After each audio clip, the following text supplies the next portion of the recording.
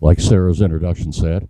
I've been doing this at city colleges for about 4 years now with their transfer director. We teach a 5-week class, hour and a half each week, and I'm going to try and pack all of that into the 4 hours that we're going to have together today. But a quick question, and I apologize again because somebody changed I can barely read them, but the question is, which school do you think is going to cost you more, the one that says $75,000 a year or the one that says $29,000 a year? 29. How many think 29,000 would cost you less? Okay. Yeah, the cost you less, the one that has a sticker price of 29,000 or 75,000? How many think 75,000? That's the correct answer. And you're going to learn a lot about that today. But I'll take a few minutes and introduce myself to you. And I've got a couple slides I'm going to have Sarah click through to like slide 3. And a couple things I want you to think about first. Your success in getting admitted to your dream school, that's how I measure my success. I don't get any other success unless you're able to achieve your dream school. And if you don't know the answer to or if you don't ask the question, the answer is always going to be no. If you never applied to Yale, you've already been turned down. So today we're going to talk a lot about how that particular aspect goes in. Another thing that I like to say, because as you'll learn more about me in the next few minutes, a really important aspect about questions, the only bad question is the question that's never asked. So if you have questions during my presentation, throw your hand up. We'll take a quick stop and take a look at it. Next slide, please. Here's a little bit about my background, okay? I'm a retired air traffic controller. I spent 30 years as an air traffic controller. It was a wonderful, wonderful career. During that time, I was also vice president of my union. I lived in Washington, D.C. for 10 years. I've negotiated some comprehensive labor contracts. In retirement, I instruct air traffic controller, new hire air traffic controllers in Oklahoma City as a professional educator there. The United Nations in their International Civil Aviation Organization, once again on a contract, travel internationally and teach certain aspects of air traffic control in developing nations. What else can I tell you about? I'm a U.S. Air Force veteran. I'm living the American dream. I never got to work another day in my life. I mean, that's a great thing. No more alarm clock, okay? But let me tell you where I came from. My grandparents were sharecroppers. I don't know if everybody in here understands what a sharecropper was. And until 1965, when I was 6 years old, my grandmother never lived in a house with running water. So, I mean, I still remember visiting Grandma and having to go out back to the outhouse. My dad was an enlisted guy in the military. Unfortunately, he was also involved in the Vietnam War, and we lost him in December of 1972 when his plane was shot down over Hanoi. Along that way, my education didn't go really great. I dropped out of high school. I had a GED diploma. And so that's the background I come from, a little bit on the education side. But I got married in 1999 to a really wonderful woman. And I had some stepchildren. And about 8 years ago, it was time to start looking about how we were going to pay for college for them. And from that, I derived all of this information that I'm going to be telling you about today. I put about 200 hours of research into how we could get them there the cheapest cost possible. And that's being compressed in about 4 hours. And after I retired, and while I was looking for colleges, my stepchildren said to me, "Hey, Jim, why don't you go get a college degree?" And I said, "That's a good idea, because I don't have anything else to do with my time." So I enrolled at a community college here in Washington in Chicago, graduated from there, and along the way, well, next slide, if we could. So while I'm also getting to know you better, how many of you are the first in your family to go to college? All right, excellent. And how many of you received more than like 10 hours of guidance counseling in high school? Just a couple of you? Okay. Well, hopefully we can give you some good guidance today that'll help you do better. And how many of you consider yourself to be a diverse student? Okay, well, let me tell you a little bit. Diversity is not just the color of your skin or the language you speak. Diversity for these colleges that I'm going to be trying to steer you toward includes things like, are you from the Midwest? Are you over 25? Are you a community college student? These schools are really, really chasing diversity because I spoke to the director of admissions at Amherst College back about 2 months ago, and they are a college of privilege. 60% of the students on campus, parents write a check for the full amount. But that's not a representation of America. It doesn't give those students a really great education because they can't sit down and talk to somebody whose family lived on a housing voucher, had access to SNAP and so on. It's a whole different part of it. And these colleges of privilege truly want to bring in students of all socioeconomic statuses to be able to better educate their student body. Likewise, if you're an older student, somebody wants to go to Vanderbilt. I remember that. Guess how old the oldest undergrad is at Vanderbilt University this year? I'll guess. 77. Okay.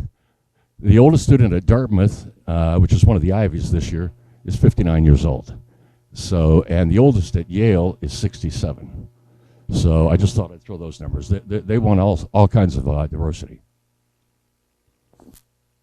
Because like I took a 20th century American history class when I was at Harold Washington, and my professor, she was around 35, and we were talking like Watergate. Yeah, I remember that. Kennedy assassination. I remember that. So I can bring a perspective that not a lot of people in the classroom could really understand. 9/11, I mean, some of the students I was in class with, they were like 3 years old in 9/11. I was sitting in front of a radar screen as an air traffic controller and landed all those airplanes that day and dealt with it firsthand. So, yeah, I bring a lot of, and many of you have got life experiences that no other student at that school has. So that's why they're looking for diversity. Next slide. What did we get for well, I told you earlier, I'm cheap, I'm frugal. Every kind of research I could find for free, advice from other educated friends and colleagues, Ivy Coach, high school counselors, college fairs, financial aid departments, and school visits. Next slide. Here's what we were looking for. Schools looking for diversity. My wife likes to call herself American-born Chinese. Her parents immigrated from China in 1960. My stepchildren are Asian European because her first husband was from France. We were looking for schools that met full financial aid. And by full financial aid, probably most of you, well, does anybody know what full financial aid means? That's correct. Or as close to nothing as I could find, okay? Because we're looking for schools that were test optional. My stepdaughter has dyslexia, and we wanted to make sure that that was an option. Schools that were need blind, meaning if our children got into school, they didn't care how much we couldn't pay for it, they would provide the money for it. Disability help, really important to have a school where she could get the help she needed with their disability. This was most important for my wife and I. Schools with a strong track record of post-graduation employment. Don't want them to finish college and then bounce back to the bedroom. And schools that provided professional networking for students. You know, you go to some universities, you go to them, you got 400 students.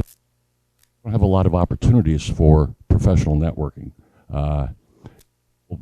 I'll be explaining that more in depth. Some of our strategies, and I'm going to encourage each of you to apply these same strategies into your hunt for a school.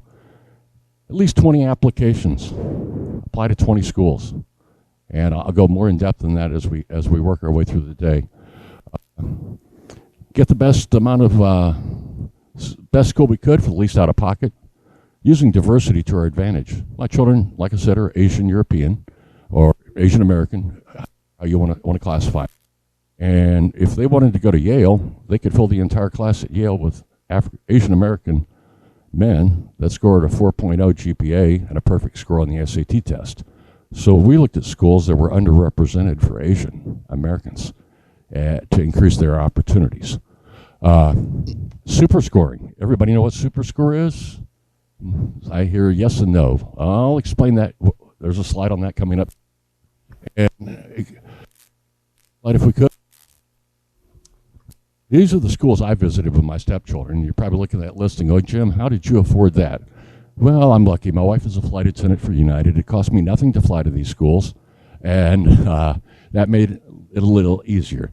So if any of these schools are on your list, I've been there, done that, for their presentations, talked to the financial aid department, talked to the admissions people, and I'll be happy to try to steer you or guide you in some way, shape, or form. Next slide, if we could. Okay, here's the end result of what happened. My wife and I obviously enjoy a pretty upper middle class income, but the cost for them to go to the University of Illinois in Champaign for 4 years, because we would have gotten zero financial aid there, was $280,000. They ended up going to private schools. Jennifer went to St. Olaf up in Minnesota. It's really cold up there. Max went to Wesleyan out in Connecticut.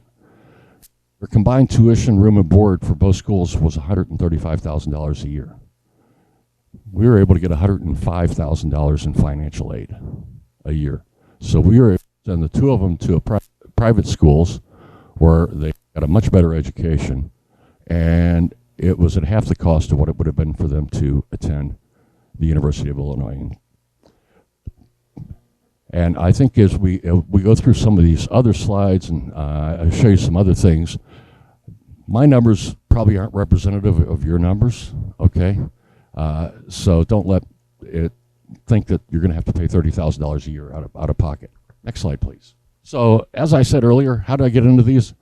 I went to Harold Washington, and I met a lot of young men and women in the classrooms I was sitting in that had a lot of talent.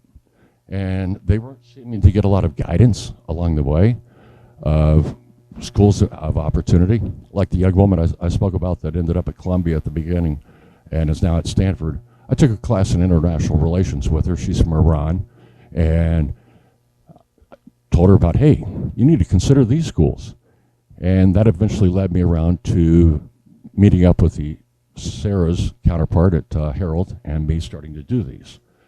And so which schools provide the best financial aid? Those that got a huge endowment. If you look at a school like, for example, Harvard, their endowment is $40 billion. Yale, I think they're number 36 billion. And today we're going to be looking at a list of schools here starting in just a minute. Students from this presentation that I've done are currently studying at Brown, Cornell, UPenn, Dartmouth, Columbia, and Yale. But I don't want to say that the Ivy Leagues are the only schools where you can get great financial aid and a fantastic education, because there are many other schools that will permit that to happen. Is everybody familiar with what a net price calculator is? I see some heads shaking no. Okay. What I want to challenge you with is go to your dream school when you leave the classroom this afternoon at 4 o'clock, and on Google, type in your dream school. For example, if it is Governor State University or if it is DePaul University, and punch in net price calculator on Google for that school. Run your numbers, and you'll find out what the cost is to attend that school. Oops, let me go back.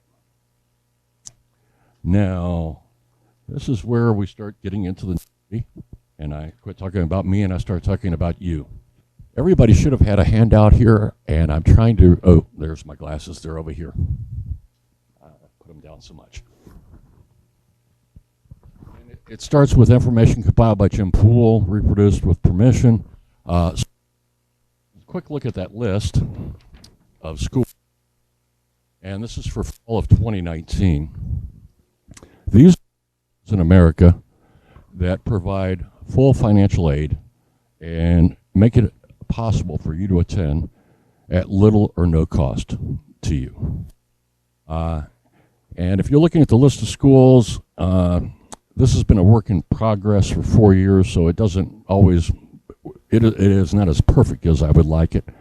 But if a school is highlighted like Amherst is, or Boston College, there's a student that has been in this presentation that has been admitted to that school or is attending that school. And let me explain to you the information contained on here, because I put a bunch in here for you. First of all, if it says need blind, where Amherst says yes, and Bernard says aware, let me explain those two to you. If a school is totally need blind, all they do when they're looking at their admissions is they look at your application package, your essays, your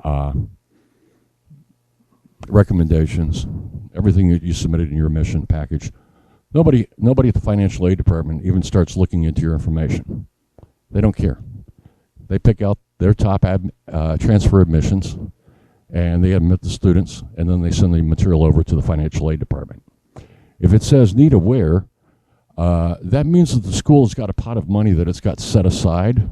Let's say it's $10 million for transfer applicants for the year, and they rank their admissions 1 to, let's say, 100. And then they go to the financial aid department, and they start looking at, okay, Daniel needs 57,000. Julie needs 14,000. Betty needs 67,000. When they run out of money, they run out of money. So that's what need aware means. No loans. Schools. Amherst. It says yes. There is no loan in their package. Period.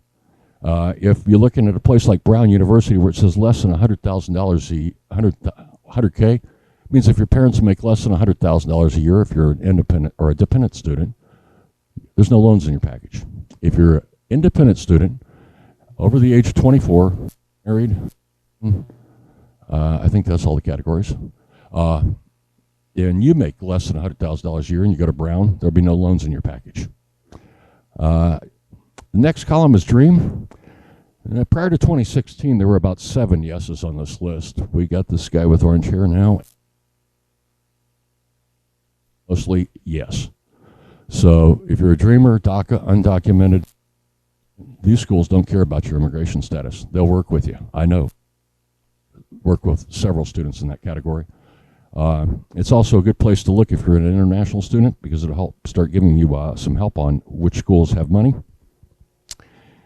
ACT and SAT, I mean, that's the standardized testing. Many of these schools are test optional. For example, like at Amherst, it's not, yet Bernard right below it is. It says yes. And then if you look a little further down, Boston College, super scores. Test optional means you've got the choice of whether or not to submit an ACT test. I would tell you by all means, if you've got a third ACT to a test optional, if it's not so good and it's test optional, don't worry about it. I mean, I know many students that had 17s and 18s on the ACT that are at these schools that were test optional. So that's to your advantage. The transfer stats, they, for example, at Amherst, they admitted 10% of the transfer applicants. There was 10, and yes, Jeffrey.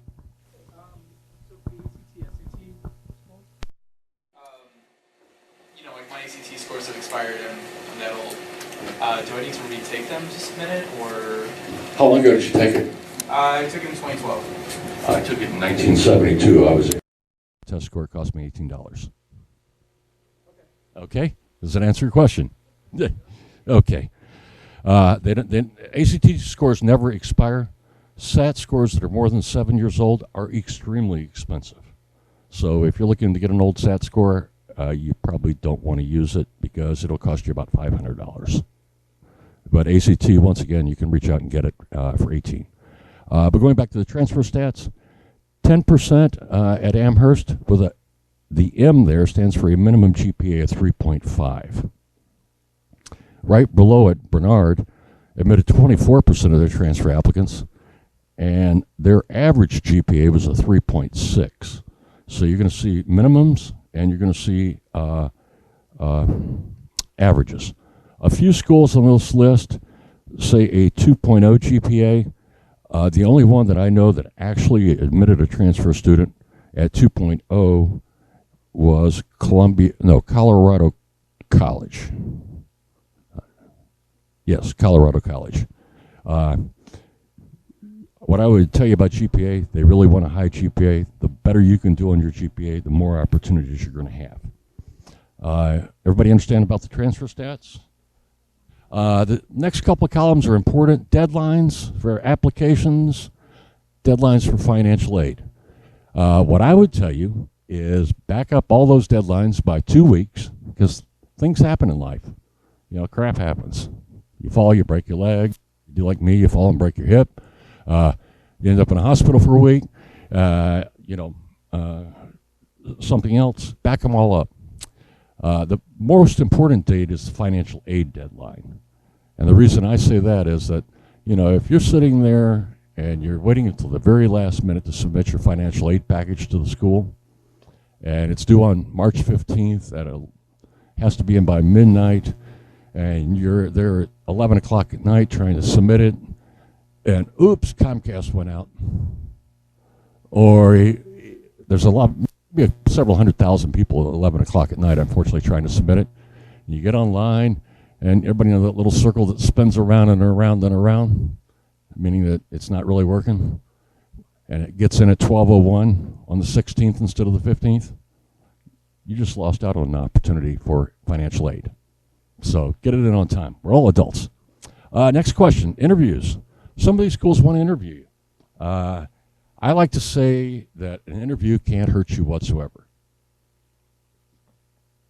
And the reason for that is it gives you an opportunity to meet with most likely an alumni in that school, because they want to try to make it happen here rather than there.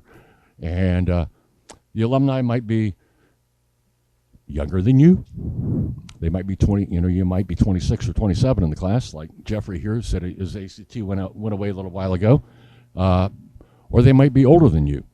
My stepdaughter, when she interviewed for Emory, she met with a woman up in Lakeview in the city. And I think that woman graduated in the class of 41. She was 94 years old. It was 3 hours long. And they spent 2.5 hours talking about cats. Okay. Yeah, or in most cases, you're going to be, in a lot of these schools, they're going to try to pair you with somebody that wants to do the same thing as your major, because they have that many alumni in the Chicagoland area. So if you get a chance at an interview, by all means, take it. Diversity. I spoke earlier about how we try to use diversity to our advantage because our children are Asian American, European, whatever you want to, which way you want to put it.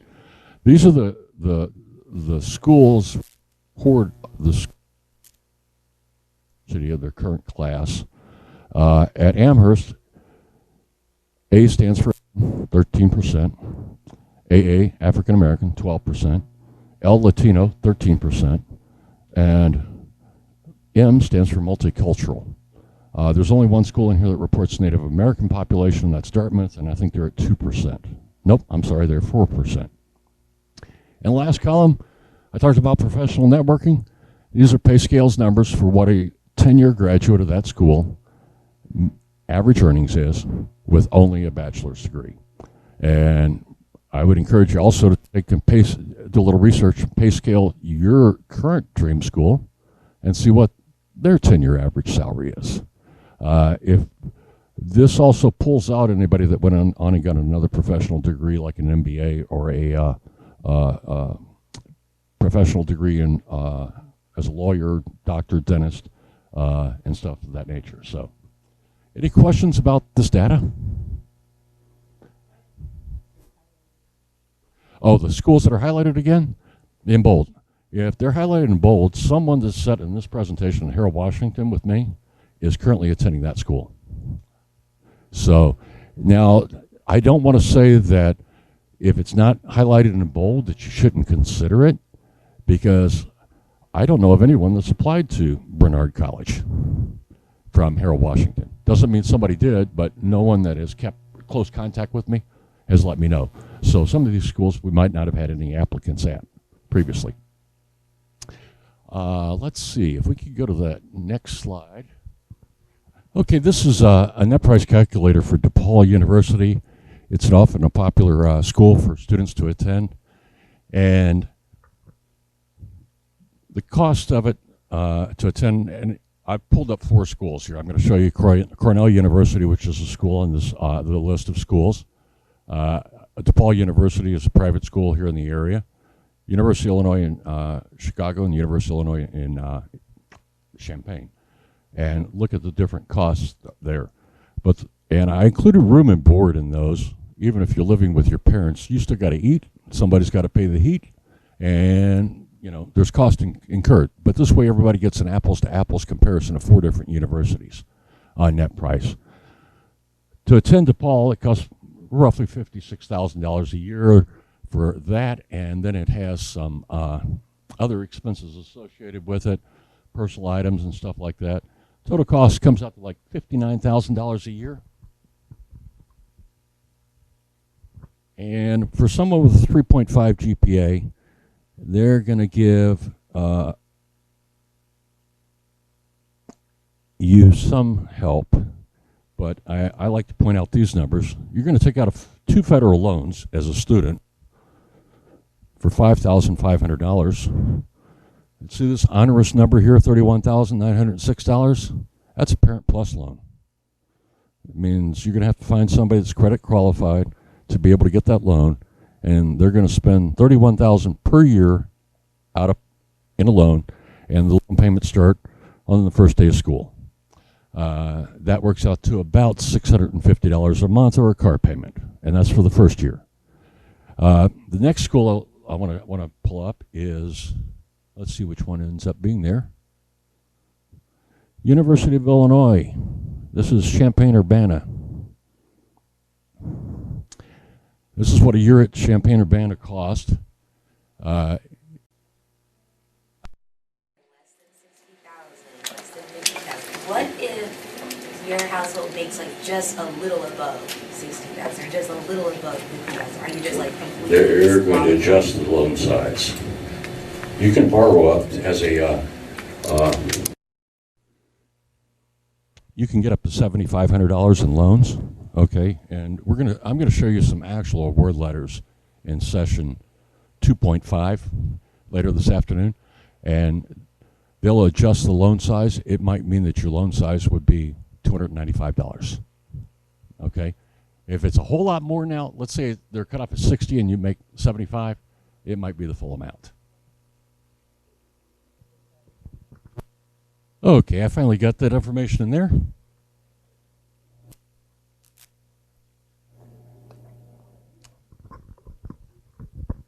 Okay, I finally got the information in. This is Cornell University up in New York, and it costs $73,475 a year to attend Cornell. I love these. Estimated grant and gift aid. Federal Pell Grant is $1,645. Institutional grant, $65,729. Total, $67.34. Estimated net price, $6,100 to attend. That includes room and board. You got a meal plan. You're gonna eat. You got a warm place to sleep, and you're going to a great college. The other thing that shows up there is that I also like is that estimated net price is $6,100. Most of these schools expect that you're going to be able to do some work during the summertime. You're going to pay $3,500 out of pocket. They're going to give you a student work of $2,600 a year. See what's missing on that page? That ugly student debt thing called loans. Okay, there's no student loans in that package. Not all of the schools have no student loans that are on this list. They do have student loans.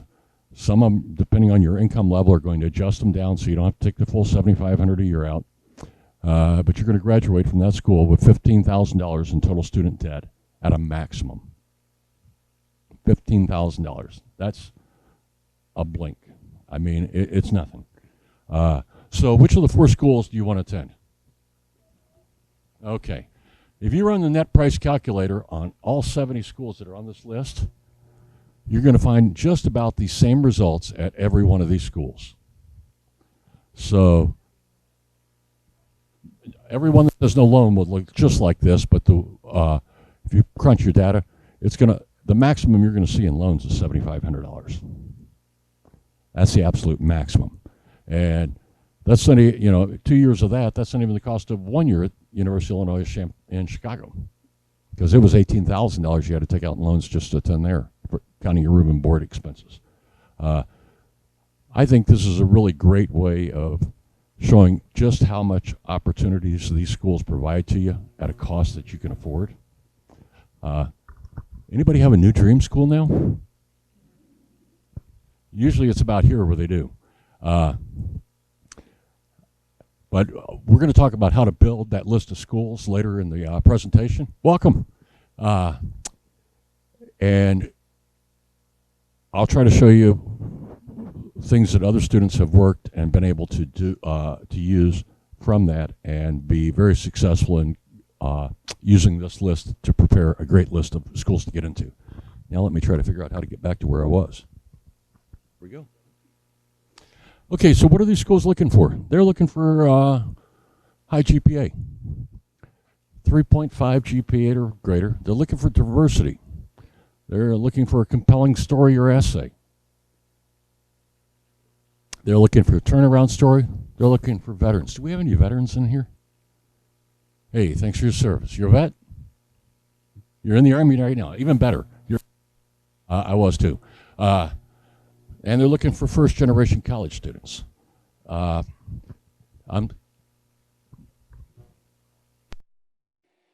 applied for like if your sister is like a No. In college? No, that you're first generation. Your parents weren't? Okay, everybody got that now? Parents, siblings don't count. You're first generation college student. And I don't want to scare anyone off about that 3.5 GPA. There's a young woman matriculating at St. Olaf College that didn't necessarily follow my advice, but she started her application at 4 o'clock on March the 15th, and the deadline was March the 15th. And somehow she got her 2 recommends. Somehow she got her 650-word essay done. She had a 3.2 GPA, and she's at St. Olaf College in Minnesota. And she is paying $0 out of pocket to attend. She is taking out two student loans. So, turnaround stories. Anybody here go to college somewhere else previously? Usually that's the way. I like to talk about a young woman I worked with that had gone to Indiana University when she was 18 years old. Came from a very conservative family. And she got down to Indiana, and she was, I don't want to say off a leash, but she was free. Okay? First freedom comes with consequences a lot of times. She spent a whole lot of time partying. And she finished that first semester with a whopping GPA of 0.00. All Fs. Obviously, academically ineligible to continue. Came back home, flipped burgers at McDonald's for 2 years. Came to Harold, Washington. Complete metamorphosis from a 0.00 to a 4.0 GPA. She graduated from Smith College out in Massachusetts last year on a full ride scholarship and $0 out of dollar pocket. You know, they are looking for a lot of compelling stories. I mean, I could go on and on and on about the ones I've worked with. But they're really looking for a really great essay. Way I like, and I'll talk more about the essay later, 600 words. Worth $200,000 to you. Every word in that 600 thing should be a $350 word. Okay? Because 600 times 350 works out to right around $200,000. 100 hours put into that essay, that's $2,000 per hour. Most of the people that I've worked with that have been really competitive and done really well and gotten in here had developed a reserved seat in the writing lab at Harold Washington College. They spent hours and hours completing their essay to make it, every word in it, worth $350. So why these schools? First of all, we looked at cost already, opportunity, class size, professional networking, and so on. How many of you want to study abroad? How many of you would study abroad if you could do it for free? Okay. Guess what? At these schools, your tuition goes with you for study abroad. And how many of you have had a class canceled at a community college because there weren't enough people in it? Okay. Happens all the time. My stepson went to Wesleyan. Wesleyan has 2,400 undergraduate students on campus. It offers 2,500 courses every semester. And 2 of his classes, he was the only student in the class. They do not cancel classes. One-on-one with a professor, can't get any better than that. So that's one of the other opportunities they offer. Class size. I'm not going to open up these. Some of the links I'm going to skip. But University of Richmond, the average class size is 16. It's one of the schools on the list. At Trinity College in Hartford, Connecticut, 18% of the classes have between 2 and 9 students in it. You really get an opportunity to do a lot of great interaction with your professor at these schools. My stepdaughter, who went to St. Olaf, she majored in biochemistry, and when she took organic chemistry at St. Olaf, she had 9 students in the classroom. 9. Her friend, who went to the University of Illinois in Champaign-Urbana, had 400 students in the class. For those of you that are pre-med or pre-dental, pre-professional in the medical fields, organic chemistry is like the weeding out class. Her professor was also able to get every one of the students that at the completion of that semester, a 3-week paid internship at the Mayo Clinic to do some cancer research with a leading cancer researcher. That's the other kind of professional networking opportunities these schools offer you. They got connections. And Mayo paid for their room and board while they were working there and paid them $30 an hour. These schools have got a lot of notable alumni. I'm picking on Wesleyan because I know a lot about it, because my son went there. What they do is they invite in their alumni each day. They have several alumni on campus, so you as a student can interact with them. Let's say you want to do cybersecurity. They probably have somebody that is a graduate that's a leading person in cybersecurity that you can sit down and have lunch with or dinner with or breakfast with, depending upon their schedule and when they're in. And by the time my stepson had graduated from Wesleyan, he had about a 3-inch thick stack of business cards from alumni he had met in every kind of career field you can imagine that had given them their personal cell phone numbers, their personal email addresses, so that they could reach out to them. I mean, let me just kind of spin through this real quick here, but everybody familiar with the musical Hamilton? Okay. The writer of that, he graduated from Wesleyan. The CEO of MTV graduated from Wesleyan. Several presidents of foreign countries have graduated from Wesleyan. Bankers, judges. I mean, every kind of aspect of importance is there. You can go to each of these schools, type in Wellesley, which is a women's college, notable alumni. You're going to see Hillary Clinton graduated from there. She shows up on campus on occasion to interact with students at Wellesley. That just gives you some idea of the type of professional opportunities you'll obtain at these schools. Housing plan, meal plan, library. I want to talk about that a little bit real quickly. You have a friend that went to St. Olaf, right? What'd she say about the cafeteria? Really good? Yeah, most of these schools, they got really good options. at Wesleyan. Wesleyan, where my stepson went. They got you want sushi? Okay, that's over there. You want a vegetarian choice? Okay, that's over there. You want a hamburger? Okay, it's over there. You want ramen? It's over there. That's the kind of cafeterias that these places are in. It's nothing like where that slab of cold pizza they throw out in you in high school was like. Housing. Many of these schools offer a lot of various housing options. My stepson, for his first year, he was in the dorm. He shared a room with a gentleman from Hanoi, Vietnam, and who majored in cinematography and is only 2 years out of college now and has already won some prestigious award in France for his cinematography work. Then he moved into a house. It was a 4-bedroom house that he shared with 3 other students. It had a living room, a dining room, a kitchen, 2 bathrooms, 4 separate bedrooms, and I forget what all else was in there. I mean, every time I visited, there was plenty of room for me to plop on a couch and sleep. Anybody have their computer break at 9 o'clock at night when you had a big important assignment due the next day?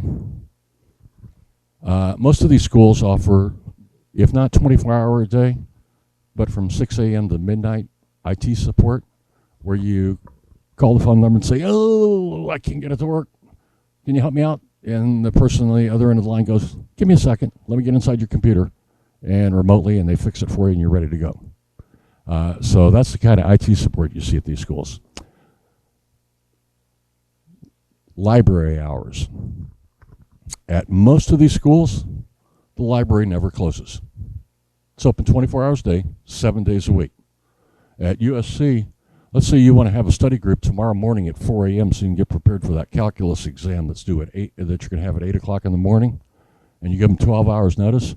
They're going to have a tutor there for you at 4 a.m. for you and your friends to get together and study together. Yeah, that's the kind of support these schools give you because they have those kind of resources. You want to take a look at a rare book.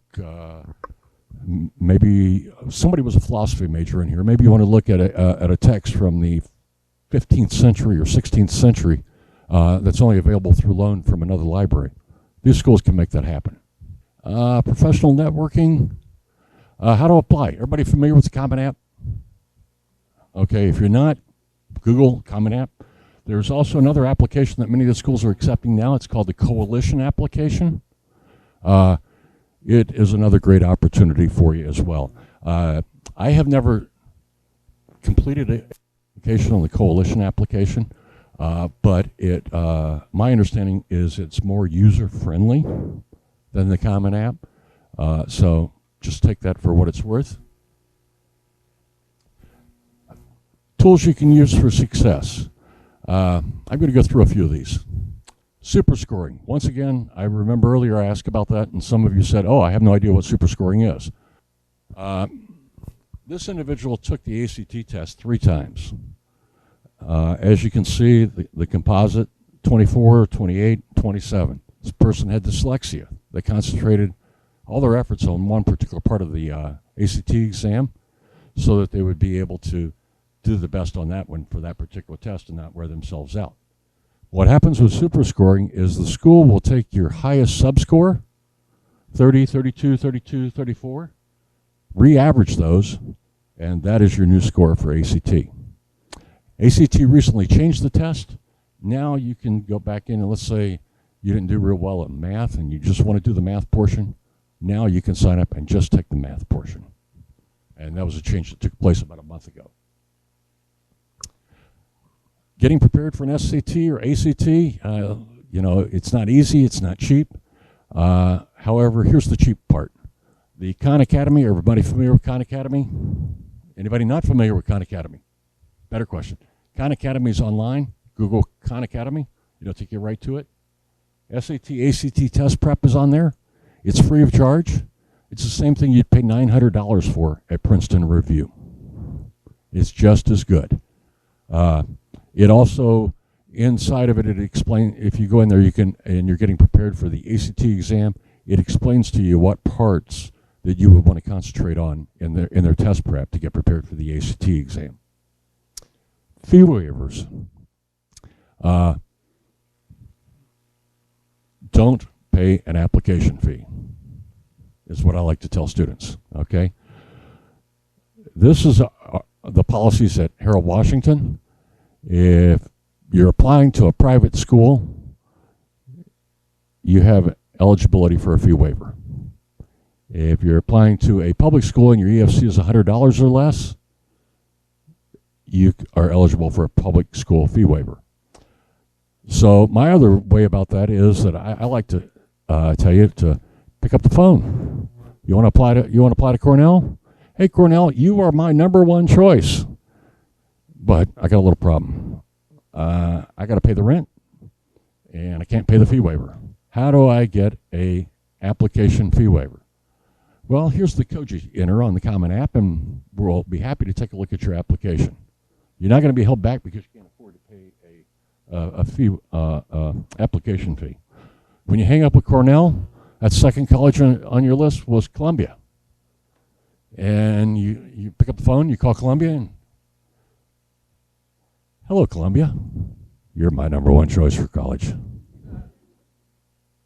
All right. Hang up with Columbia. Hello, Emory. You're my #1 choice for college. Everybody get where I'm going with that? Every time you talk to school, what choice are they for you? #1. Okay. You know, if you're at a college fair and the school's there, say, hey, can you give me a fee waiver? I'm broke. It's going back to that question I said earlier. If you don't ask the question, the answer is no. Okay. Diversity initiatives. And I do want to pull this slide up. This, by the way, is St. Olaf College's orchestra.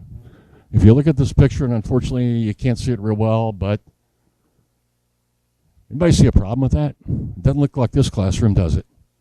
It's all white, with the exception of the one Asian American viola player in the back. These schools want diversity, but in many cases, like St. Olaf or Colby or Bates, they're located in two places that automatically turn most people off. Someplace cold and someplace rural. And when you're in those types of areas, you're predominantly white population that's applying to the school.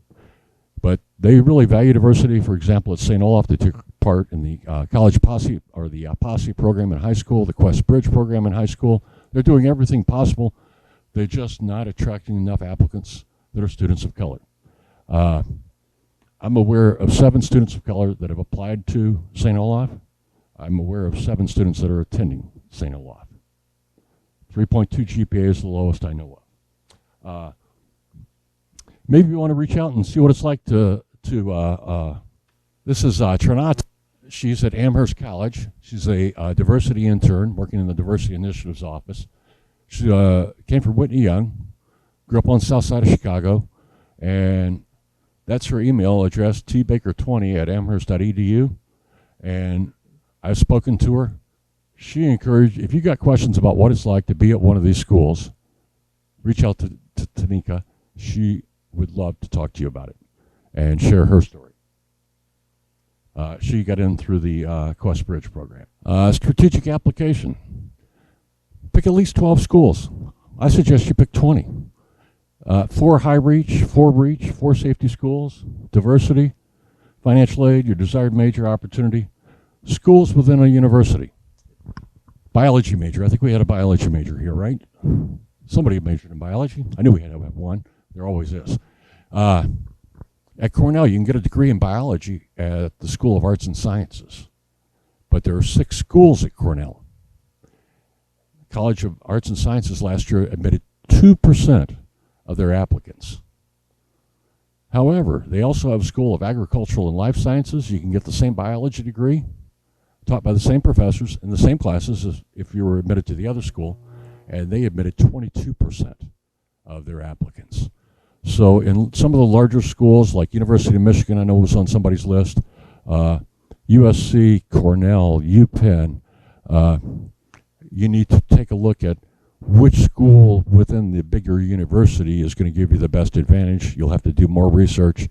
If you're looking at business in Cornell, they They have 2 schools of business. One's called the School of Industrial and Labor Relations. Outstanding setup. They admitted 43% last year of their transfer applicants. They actually have more people that come in as a transfer student than they do that start out of high school. I'll reach out to the veteran and tell you more about some of these other opportunities after the class, if that's okay. Perfect. Professor recommendations. That's a vital part of your application. How many of you had a professor in here that never got a grade back on time? You know, you take a test and 3 weeks later you still don't have the grades back. A lot of you want to ask that person? They got to meet a deadline? Yeah. Okay. That one's off the list. Anybody got a professor that they had PDFs and slides that they put on, the grammar was horrific? Okay. I don't think I want that one writing a recommendation either. When to ask. Somebody comes up to me and says, "Hey, Jim, I need a job recommendation. Can you give it to me?" My first question is, "When's it due?" "Oh, 4 o'clock." Ain't happening. So try to do it a month in advance. Try to develop a relationship with the professor. Don't just be a number. All your professors have office hours. Get in and get to know them. When I returned to college after being retired, I took the extra step of, before I even signed up with a professor, I went on ratemyprofessor.com. I looked at what people said about the person. Then I walked around the campus until I found their office and their office hours, and I scheduled an interview with them so that I could see if they were worthwhile for me to spend my time and money on. I would highly recommend that to you as well, because you get to hire your professor now. It doesn't get assigned to you like high school. What should you provide the professor with? When I was in an executive position and where I had people that were looking to get a job recommendation, I would ask them to bring in 5 things that I could highlight about them. So what I would suggest to you is, when you meet with a professor in office hours and you're ready to get a recommendation, have a list of 8 or 10 things that you have accomplished while here at Prairie State University that professor can use as a roadmap to write the recommendation that you want him or her to write for you. Make it easy. That way you can get a better. I hit the thing. We've got about 5 minutes, but I want to hit on a few things here. Social media. All right. Back in the day when I was, let's say, maybe 17, 18 years old, there probably was a Polaroid picture. We didn't have a camera back then like y'all do now. Of me at a kegger. Red Solo cup in one hand, a blunt in the other. All right? You didn't have to worry about it back then. Now, everybody's got social media. Clean up your social media before you apply to these schools. Most of them are going to check. They're going to check. They're giving you $200,000 in financial aid. They want to know who you are and what you're about. So get on Facebook, Instagram, Snapchat. I don't know what else is there. Clean up your social media. International students? Any international students? Excellent. I want you to Google International Financial Aid 65 Best Colleges. That's a really good starting point. Mount Holyoke and Trinity in Connecticut in particular, I know they offer some really great financial aid, and we'll take a look at that later on. Once again, strategic application for college, 10 to 15 schools. Just keep hitting that. Vassar program for community. Just can you open that hyperlink on that? Vassar College, it's on the list, 70 schools. It's located out in Poughkeepsie, New York. It has a summer program called Exploring Transfer Summer 2019. That one's already passed. This application is going to open up around the 15th of February of next year. It'll be open for about 30 days. They're looking for students to come out and take 2 classes with them over 5 weeks. And the cost is get an airplane ticket out there. They don't charge anything. Nice thing about this, if you want to build a resume for a prestigious school, great program. We've had 6 students from Harold Washington let me take that back. We've had 7 apply, 6 selected out of the 7. And the only reason the one that was not selected was that she was a recent high school graduate, was not yet 18 years old, and they had to be 18 to attend it. It's all free. Great way to build your resume. So by all means, take an opportunity there. Back to the PowerPoint. Any single parents? At Smith College, they take child care cost into account in completing your financial aid package. Not only that, if you have a child that's attending there, they're going to go to one of the best public schools in America where they're going to have one-on-one student teachers working with them. So that's how far these schools want to make it affordable and the ability for you to succeed. So any questions or comments? This is my email address. Feel free to take it down. I told you earlier in the presentation my wife is a flight attendant for United. We could decide at 3 o'clock in the afternoon that we're going to Paris for the weekend, and I probably won't check my email while I'm in Paris because I fly for free if there's a seat open. But by all means, feel free to reach out to me. I've worked with a couple hundred students over the last, well, far more than that, probably 400 students, 200 of which are now at one of these really fantastic schools. And I want to make your dream come true and ask several schools to admit you. Any questions?